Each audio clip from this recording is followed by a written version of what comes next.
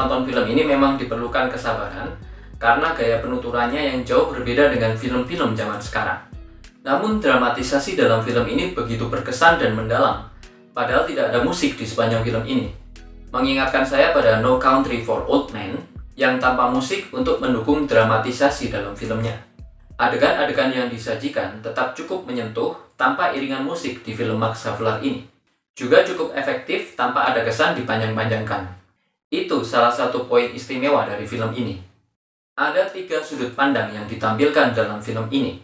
Pertama dari sudut pandang orang-orang Belanda dengan karakter protagonisnya Max Havelaar yang diperankan oleh Peter Faber, dan juga dari karakter antagonisnya yaitu sang residen yang diperankan oleh Karl van der Plas dengan konflik-konfliknya.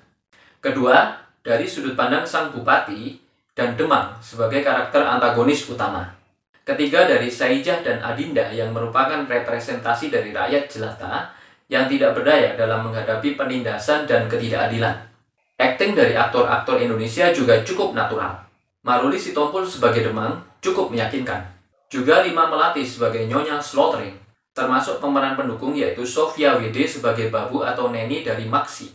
Heri Ianto yang memerankan Saijah dan Neni Zulaini yang memerankan Adinda juga tampil natural sebagai orang-orang desa yang memang secara umum lebih condong memendam perasaan mereka dalam hati. Mimik mereka yang tidak ekspresif adalah hal yang wajar ditemui di masyarakat desa pada umumnya, bahkan hingga zaman internet seperti sekarang ini. Begitulah adanya orang-orang desa, apalagi di zaman kolonial yang represif pada masa itu. Pitra Jayapurnama sebagai Tuan Jaksa juga tampil cukup mengesankan. Dia juga dikenal sebagai sutradara dalam karir perfilmannya. Di situ juga ada nama Jan de Bont sebagai penata kamera atau Director of Photography. Kelak, dia akan menyutradarai film box office di Hollywood, yaitu Speed, yang dibuat pada tahun 1994, dan Twister yang dibuat pada tahun 1996. Dan juga ada Rutger Hauer yang memerankan Doug Clary. Rutger Hauer juga kelak akan bermain di film-film Hollywood seperti Blade Runner, Wedlock, Sin City, dan juga Batman Begins. Max Havelaar juga sebagian besar bersetting di Indonesia. Setting Belanda cuma ada di awal dan akhir film. Itulah sebabnya film ini jadi berasa seperti film Indonesia, bukan film Belanda. Dialog berbahasa Indonesia juga banyak dipakai dalam adegan-adegannya, walaupun adegan itu melibatkan orang-orang Belanda. Aktor-aktor Belanda dalam film ini juga cukup meyakinkan saat berbahasa Indonesia, walaupun tetap dengan logat Belanda. Saran saya dalam menonton film ini adalah siapkan mindset kita untuk tidak memandang film ini sebagai film sejarah. Jadi jangan menganggap film ini sebagai kebenaran absolut, karena terlepas dari poin istimewanya tadi, film ini mengkonsepkan karakter-karakternya secara hitam putih. Jadi Max Havelaar digambarkan sebagai karakter yang suci tanpa celah, sedangkan Raden Adipati dan Demang sebaliknya, yaitu karakter yang murni antagonis dengan segala tindakan tak terpujinya. Max Havelaar adalah film roman dengan latar belakang sejarah, dan menu utamanya adalah tragedi yang dialami oleh sang protagonis. Dari apa yang saya baca, fakta-fakta yang disampaikan dalam film ini, yang berdasarkan cerita dari novelnya, masih mengundang banyak perdebatan, terutama personifikasi dari karakter Max Havelaar sendiri, yang tidak bisa dianggap sebagai representasi absolut dari Douwe Dekker, sang pengarang novelnya. Jadi menurut opini saya, film ini lebih mengacu pada inspired by true events, bukan based on a true story. Jika kita mendasarkan asumsi kita pada hal itu, maka kita bisa memaklumi makna dari film ini yang dibuat untuk kepentingan dramatisasi yang menyentuh. Contoh kasus yang senada adalah rangkaian film Ip Man, di mana sosok Ip Man yang diperankan oleh Donnie Yen digambarkan sebagai sosok heroik tanpa cacat celah dengan mengabaikan sosok Ip Man asli di dunia nyata. Jadi, sosok Ip Man cuma dipinjam sebagai karakter dan juga beberapa peristiwa yang terjadi dalam hidupnya untuk dituangkan dalam film yang bertujuan untuk menarik penontonnya dalam dramatisasi yang menarik dan dijalin dengan koreografi kungfu yang indah. Jadi sosok Ip Man di dalam film bukanlah representasi absolut dari sosok Ip Man sejati. Pendek kata, Ip Man di film berbeda dengan Ip Man di dunia nyata. Apa yang mendasari saya berpendapat demikian? Akan saya tuangkan di sini pula. Ada satu tulisan dari Mas Teddy di Kompasiana yang menarik perhatian saya. Di situ dia menyebut Dea Pransi, seorang dosen dan penulis kritik sastra, film, dan teater. yang tulisannya pernah dibuat di harian Suara Pembaharuan edisi Senin 14 Desember 1987. Saya kemudian memburu tulisan ini dan akhirnya saya temukan dan pelajari. David Albert Peransi pernah didekati oleh tim pembuat film Max Havelaar untuk menjadi asisten sutradara, tapi beliau menolaknya. Alasannya adalah asisten sutradara tak lebih dari kacung yang hanya menuruti perintah sutradara. Menurut beliau, novel Max Havelaar memakai pola hitam putih, di mana Max Havelaar sebagai karakter utama digambarkan putih bersih 100%, sedangkan Raden Adipati Kartanathanegara, yang notabene adalah tokoh nyata, sebagai karakter antagonisnya digambarkan hitam dan kotor. Bila tertuang dalam film, maka penonton akan beranggapan bahwa Raden Adipati benar-benar telah meracuni asisten presiden sebelumnya dan merampas kerbau milik rakyat serta menindas rakyat Banten dengan kerja paksa, sedangkan pada kenyataannya hal ini tidak pernah terbukti. Beliau berpendapat bahwa dalam kerjasama pembuatan film ini, pihak Indonesia harus dinilai secara setara dan berimbang, tidak berat sebelah. Von Rademacher, sutradara film ini, dan Hiswara Dharmaputra selaku produsernya menyetujui pendapat ini.